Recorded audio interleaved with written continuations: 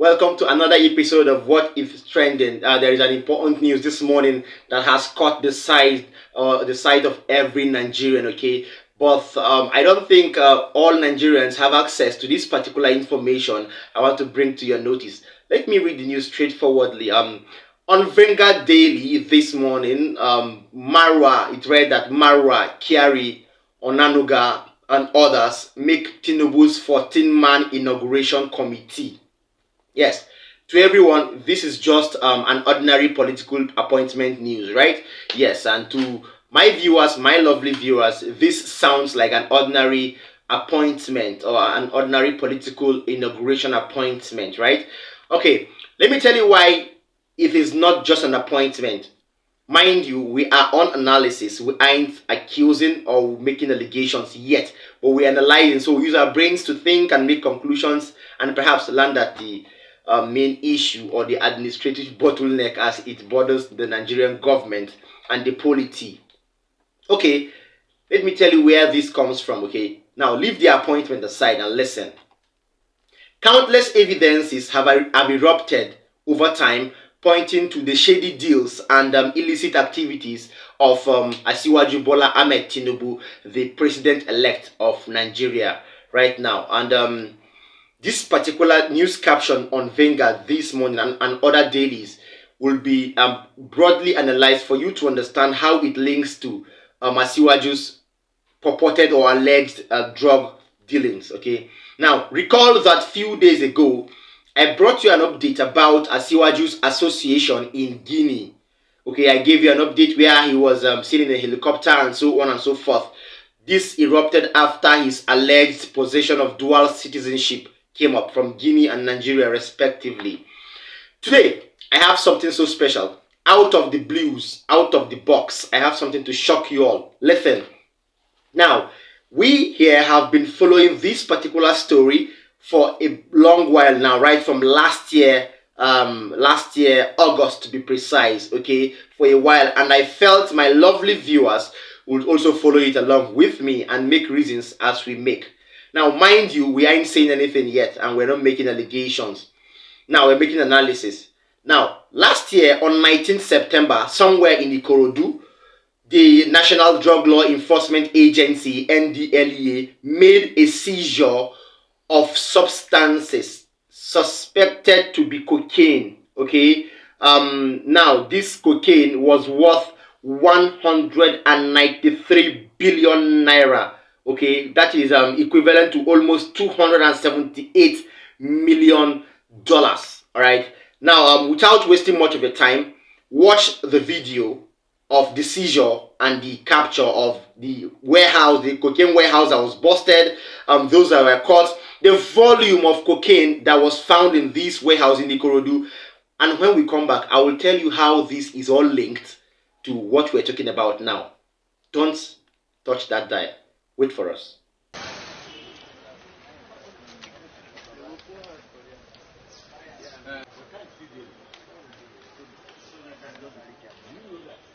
It's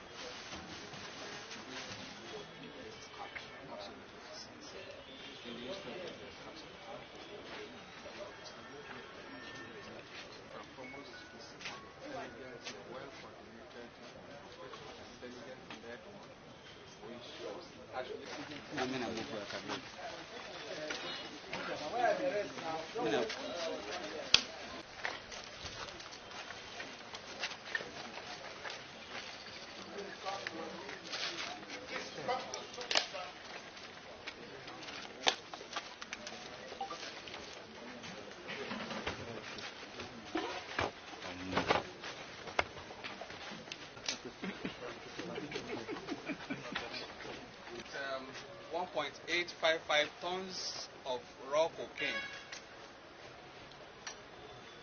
We had some concealed or filled in these 10 buses, and the others shipped in those drums. I'm sure you can see the drums over there. This is the highest. I said from my extreme right there, you have 69-year-old Soji Jibril, an indigenous of Ibadan, Oyo State. Next to him is Emmanuel Shuku, 65-year-old native of Ekulobia and Anambra State. Then next to him is Wasiu Akinade, 53, from Ibadan, also Oyo State. The man in yellow, Sunday Oguntelure, 53, from Okitikupa, Ondo State. And the Jamaican there is Kevin Smith, 42-year-old native of Kingston in Jamaica. Syndicate. You should give the NDLA thumbs up, because to be able to get to this place, this is a secluded estate in this part of Lagos. You would know that must have taken a lot of work. With the support, we have to acknowledge the support of our foreign counterpart, that's the American Drug Enforcement. Okay, I promised you that I have stuff packed for you. All of you will be wondering, how does this link to this? How does this link to this? I'm not going to waste much of your time. Just listen. Now, that was kudos, like maximum kudos to the National Drug Law Enforcement Agency for that maximum seizure there, or capture of a big or a whooping sum or amount of drugs. According to the spokesperson of the NDLEA, this is one of the biggest cocaine captures or seizures in the agency's history. That means this particular capture or operation is not supposed to go unnoticed by even the Nigerian government, let alone the citizens of Nigeria. Okay, the NDLEA boss presently is no other than retired Brigadier General Muhammad Buba Marwa. First of all, okay, now after the seizure of these substances on the 19th of September 2022, Bola Asiwaju Ahmed Tinibu visited or paid a visit to retired General Buba Marwa in his office. There are pictures you could see from, as you could see now.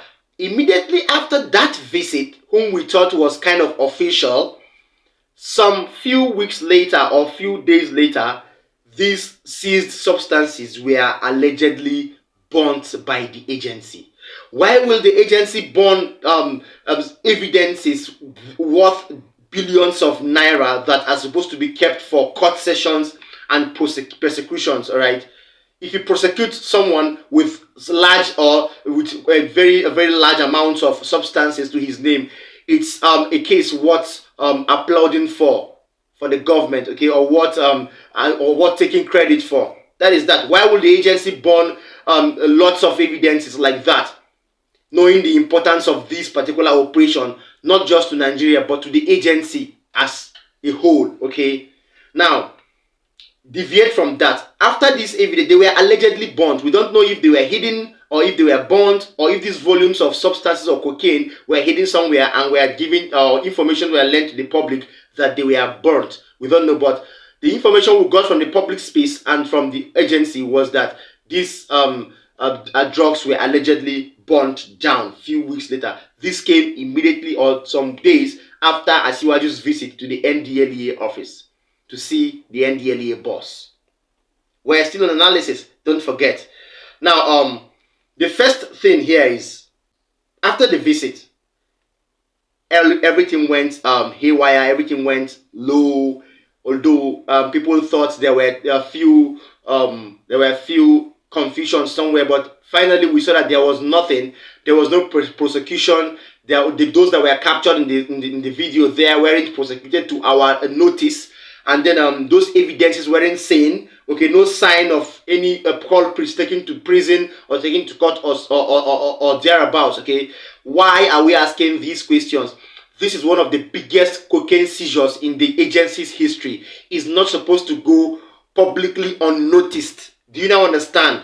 Of course, if any armed robber or if any perpetrator of any crime or anyone or any citizen of Nigeria that goes against the constitution or commits a crime, no matter how little this crime is, these people are normally brought to the public space to air on TV and so on and so forth. why has this particular case gone unnoticed? Why has the agency decided to sweep this case under the carpet without anyone asking questions? Why was it done, or why were these substances burnt immediately after the visit of Asiwaju to the NDLEA boss? That stops there. Then forward to today, linking to the news or the head caption or the daily caption I read to you at the beginning of this update. I repeat, Marwa, Kyari, Onanuga, and others make Tinibu's 14-man inauguration committee. Those appointments were done and announced this morning. Who is Marwa on the list? Who is Marwa on the inauguration list? Now, Buba Marwa was formerly the governor of Lagos State. That is from 1996 to 1999. During the military regime, he was the administrative, or he was the military administrator of Lagos State. Immediately after the democratic regime or civilian regime came on, Marwa stepped down and Asiwaju took over. Now, we believe by analysis that there are few secrets that must have been shared between the two over time. Then the drug issue, can you see how things began to unfold? Then the drug seizure worth 193 billion naira, one of the biggest drug operations in the agency's history, and then it was swept under the carpet after Asiwaju's visit. And then today, Marwa's daughter, talking about Zainab Marwa Abubakar, that is the daughter of, or one of the daughter of Buba Marwa, was now appointed as one among the 14-man presidential inauguration committee for Asiwaju. Do you now understand what we've been trying to link up from the first part of this update till now? Well, we'll leave that to chance, and then we'll see what happens. Things are unfolding gradually, and I would always bring it to your notice that we wouldn't allow these things to go unnoticed. We will see where all this takes us to, especially as all eyes now are on the judiciary to see what path the judiciary will take. I repeat, INEC is neither on trial nor APC is APC on trial.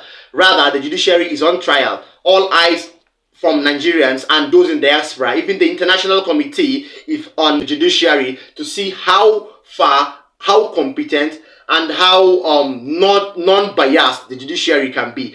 Thanks for joining us. Don't forget to tap the subscribe button. Don't forget to like our videos, share it to people in Nigeria and in diaspora. These actions make YouTube to recommend our videos all over the world. See you next time.